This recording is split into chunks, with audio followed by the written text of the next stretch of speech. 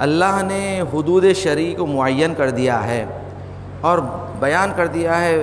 کہ کسے روزہ رکھنا ہے اور کسے روزہ نہیں رکھنا ہے، اور ان کا وظیفہ فدیہ دینا ہے۔ وہ 6 افراد ہے کہ جو فدیہ کی کیٹیگری میں آتے ہیں۔ سب سے پہلے ایسی عورت کے لیے کہ جو حاملہ ہے اور اس کے لیے منع کیا گیا ہے کہ وہ روزہ نہ رکھیں بلکہ اس کی بجائے فدیہ فدیہ دے۔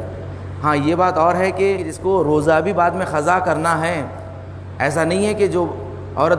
بچے کو جننے والی ہے، پیدا کرنے والی ہے، تو اس کا مطلب اس پر روزہ معاف ہے،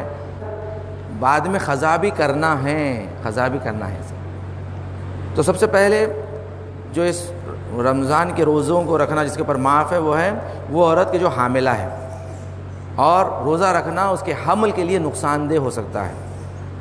دوسری وہ عورت ہے کہ جو بچے کو دودھ پلاتی ہے اور وہ بچہ فقط دودھ پر ہی رہتا ہے، دوسری غذا اس کے لیے ساتھ نہیں ہے، دودھ کے ساتھ یہ دودھ پر ہی ہے بچہ،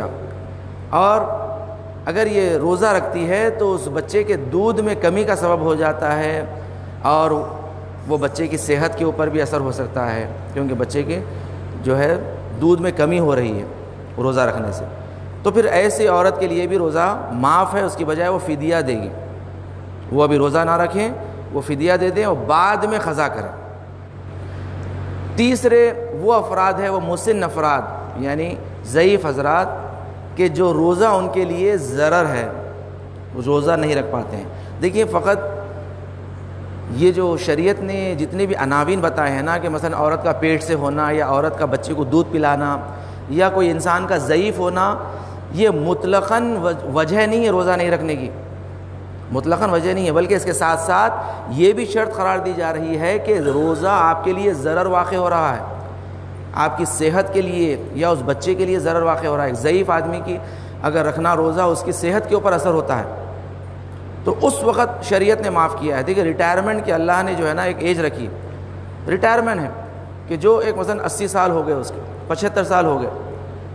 اللہ نے جو ہے بعض شرعی احکام سے اسے ریٹائر کر دیا ہے۔ مگر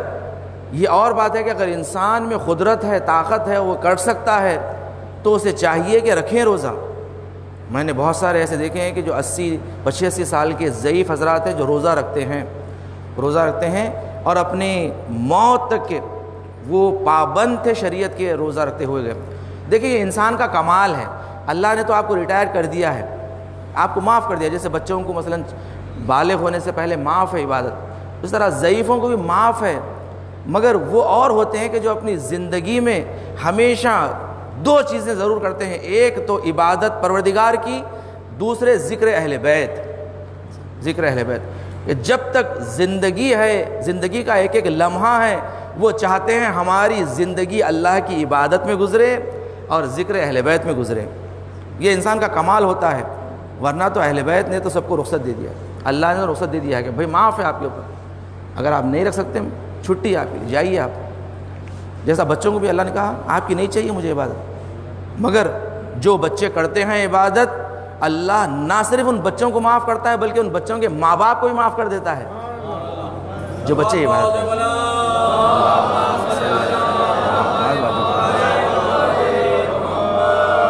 اور یہ انسان کا کمال ہے کہ اللہ ہر کسی کو نصیب نہیں کرتا، کمال کہ عبادت انسان کرے انسان صحت کے ساتھ زندگی کے آخری لمحے تک، یعنی کہ انسان ہمیشہ دعا کرنا چاہیے کہ موت آئے تو ایسی آئے کہ اللہ تیری عبادت کرتے ہوئے دنیا سے جاؤں اور ذکر اہل بیت کرتے ہوئے دنیا سے جاؤں۔ یہ 2 چیزیں مجھ سے نہیں چھیننا، تیری عبادت کا لطف اور دوسرے اہل بیت کے ذکر کا لطف، یہ 2 چیزیں ہم سے نہیں چھیننا، بس موت آئے تو اسی راہ میں، اس لیے موت تو ہر کسی کو آنا ہے۔ چوتھے وہ افراد ہیں کہ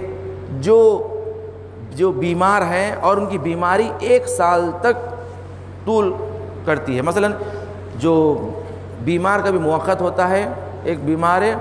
دائمی، تو بیمار دائمی کے لیے کیٹیگری جو بتائی گئی ہے وہ ہے 1 سال، یعنی گزشتہ رمضان سے لے کے اس رمضان تک آپ کی بیماری ابھی تک صحیح نہیں ہوئی ہے، تو پھر آپ بیمار کی کیٹیگری میں آ گئے ہیں کہ جو فدیہ دے دے گا۔ ورنہ اگر بیماری آپ کی آئندہ رمضان سے پہلے اگر ختم ہو گئی اور آپ کو اللہ نے صحت دے دیا تو آپ فوری آپ اس مہینے کے رمضان کو قضا کرنا ہے۔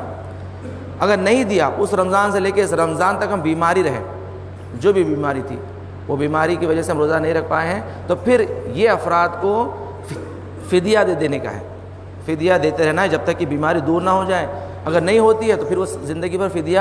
دیتے رہیں اس روزے کا، تاکہ جو روزہ ان سے فوت ہو جا رہا ہے، نہیں رکھ پا رہے ہیں، اس کا جائے گزین بن سکے یہ فدیہ بیمار کے لیے۔ پانچویں وہ افراد ہے کہ